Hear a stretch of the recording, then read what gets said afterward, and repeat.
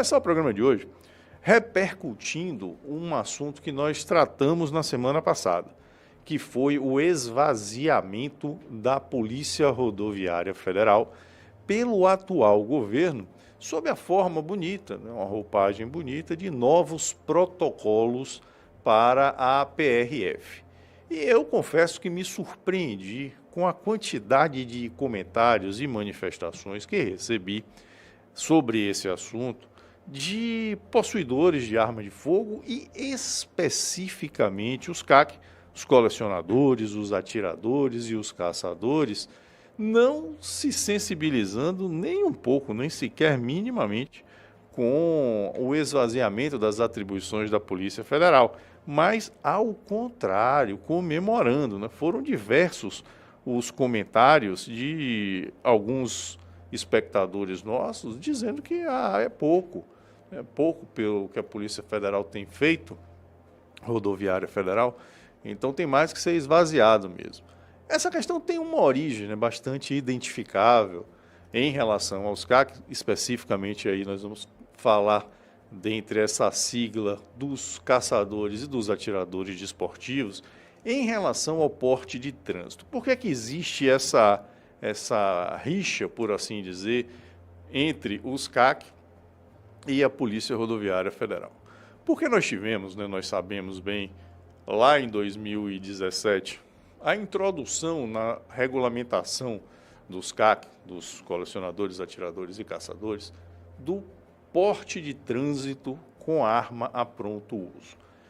Repito aqui, só recapitulando, para quem não tem mais familiaridade com o assunto, e quem nos acompanha ou até não conhece muito bem o universo dos CAC, a Lei 10.826, o famigerado Estatuto do Desarmamento, tem uma previsão de porte de arma para os atiradores desportivos, está lá no artigo 6º, inciso 9º, junto do porte de todas as outras categorias, porte de policial, porte de militar, lá no caput do artigo faz a referência ao porte dos promotores, dos magistrados, porte de guarda civil, de agente de fiscalização, enfim, o artigo que trata dos portes de arma aqui no Brasil, das categorias que têm direito ao porte de arma aqui no país, está lá no seu inciso 9º, no artigo 6º, inciso 9º, a previsão do porte de arma para os atiradores desportivos.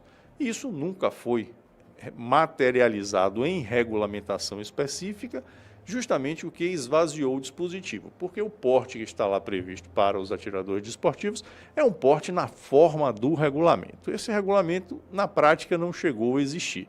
Se tentou o governo anterior, Jair Bolsonaro, durante um breve intervalo, ele colocou essa regulamentação em um decreto, mas naquele decreto que gerou a polêmica e que acabou no Senado havendo a deliberação por sua derrubada na Comissão de Constituição e Justiça, e o governo não bancou a manutenção desse decreto, da regulamentação finalmente desse direito. Então esse direito acaba ficando letra morta, né, para aqueles que aplicam a lei, porque tecnicamente dentro de uma interpretação jurídica efetiva, o que esse dispositivo faz é, na verdade, eliminar o requisito da efetiva necessidade para os CAC.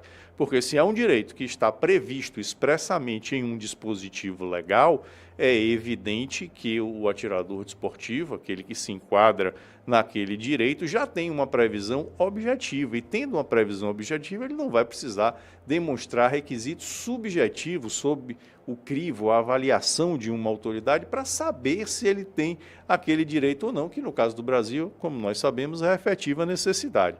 Então, o que o Estatuto do Desarmamento hoje traz como disciplina normativa conduziria claramente, do ponto de vista jurídico, ao entendimento de que os CAC, especificamente os atiradores desportivos, eles têm o direito ao porte de arma e que não precisam demonstrar efetiva necessidade porque é um direito que está objetivamente previsto. O que é que o CAC, o atirador, precisaria, né, dentro dessa interpretação técnica jurídica, demonstrar apenas os requisitos objetivos, sua idoneidade, a ausência de qualquer tipo de investigação penal na esfera criminal, a sua residência fixa, a sua capacidade técnica, a sua capacidade psicológica, a sua a existência de uma fonte de recursos para a sua manutenção, enfim, os requisitos objetivos, o que para o atirador esportivo acabaria sendo redundante, porque ele já precisa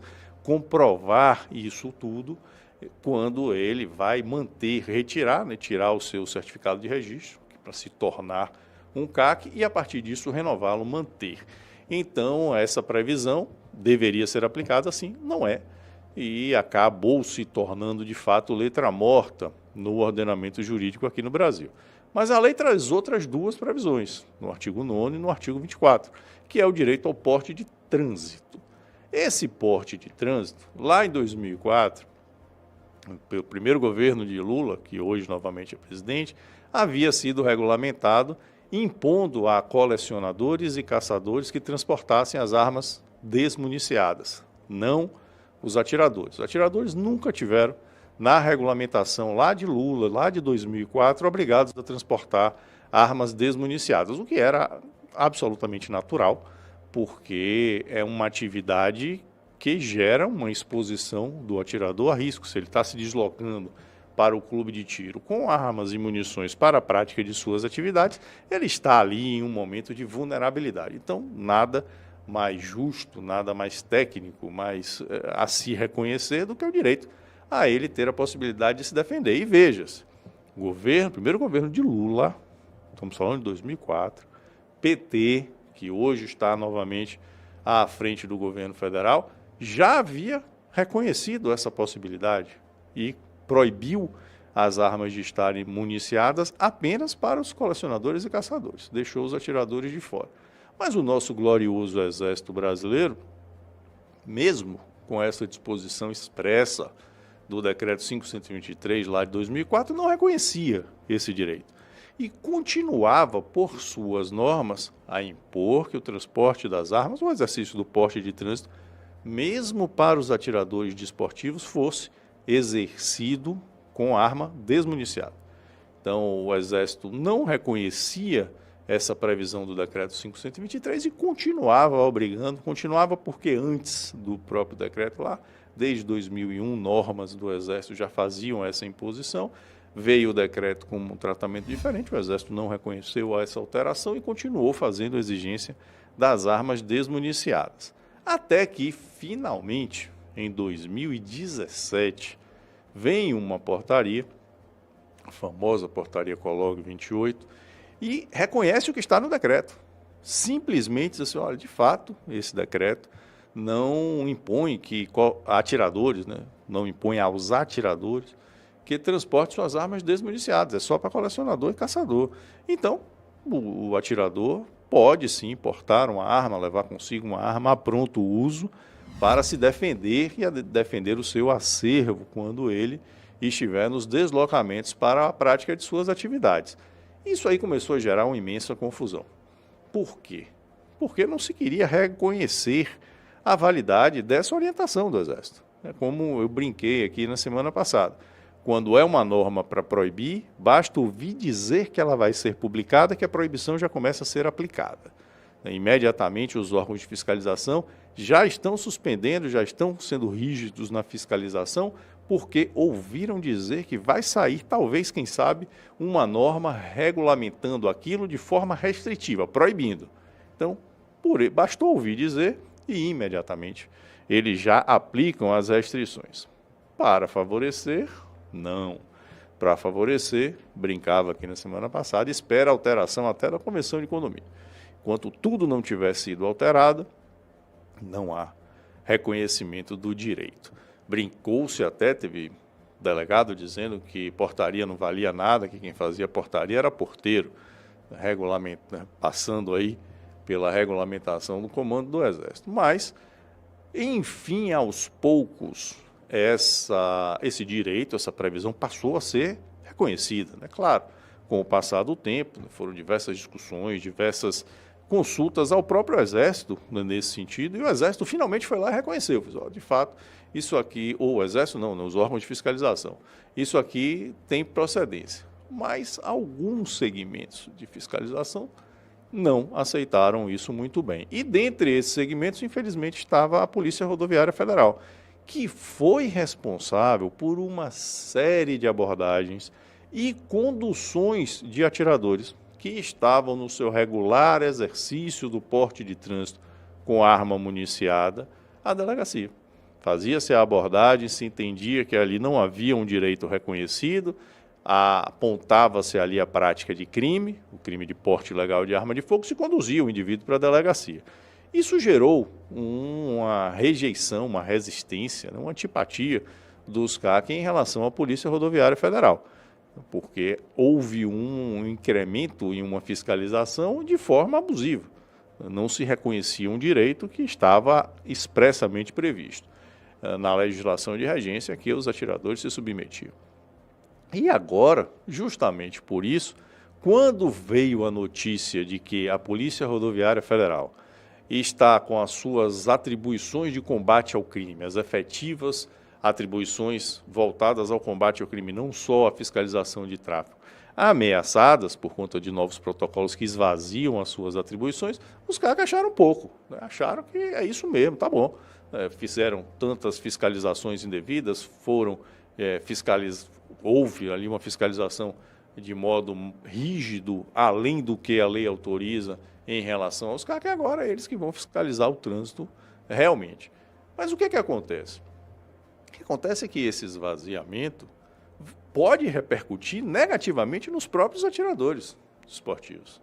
Porque se a Polícia Rodoviária Federal vai ter as suas atribuições esvaziadas no combate efetivo ao crime, nas atividades criminosas maiores, e vai se concentrar apenas, exclusivamente, na fiscalização do tráfego em rodovias, a tendência é que ela recrudesça essa atividade, encontre mais atiradores desportivos no transporte de suas armas e possa criar ainda mais embaraços a eles, né? A gente tem que entender que o comando da corporação não se confunde com aqueles policiais que estão lá na ponta, né? Eles estão ali para executar o que lhes for determinado. Então, se a determinação for a fiscalização de tráfego, ele vai ter mais gente, por mais tempo, para mais operações voltados, né, esses policiais a esse tipo de fiscalização, podendo se deparar com os colecionadores, atiradores e caçadores. Então, não é algo positivo. Por mais que exista essa rixa, essa vingança, e repito, até certo ponto bastante compreensível, não é algo a se comemorar. Primeiro, por conta do que nós vimos aqui na semana passada, que é menos uma organização policial, menos uma instituição policial para combater o crime, que tinha sido responsável por esvaziar o poderio de diversas organizações com as apreensões de drogas, armas, dinheiro, contrabando, roubo de carga e etc. E segundo, porque isso pode, em vez de melhorar, piorar a situação para quem trafega com armas. Eles vão ter ali mais oportunidade, quem sabe, de identificar irregularidades ou, como é o risco, pseudo-irregularidades, dúvidas. E nós sabemos que na questão das armas de fogo, quando há dúvida, acaba-se conduzindo o indivíduo para a delegacia. E, infelizmente, esse período que o indivíduo é conduzido, muitas vezes até acaba inicialmente preso, só consegue se libertar depois, seja em audiência de custódia, seja com fiança, seja com o juiz, são períodos, né, são intervalos que não se recuperam, né? Para o cidadão de bem que passa por uma experiência dessa, o trauma é absolutamente irremediável. Então, não é algo que possa ser visto sob nenhum prisma como positivo. É algo, sim, absolutamente negativo, e nesse momento, né, mesmo que exista essa rixa, mesmo que tenha sido a Polícia Rodoviária Federal responsável por diversas abordagens abusivas até certo ponto, né, mais ríspidas e não reconhecendo o direito dos atiradores, não tê-las em outras atividades de combate ao crime não é nada positivo, ao contrário, tende a piorar a situação.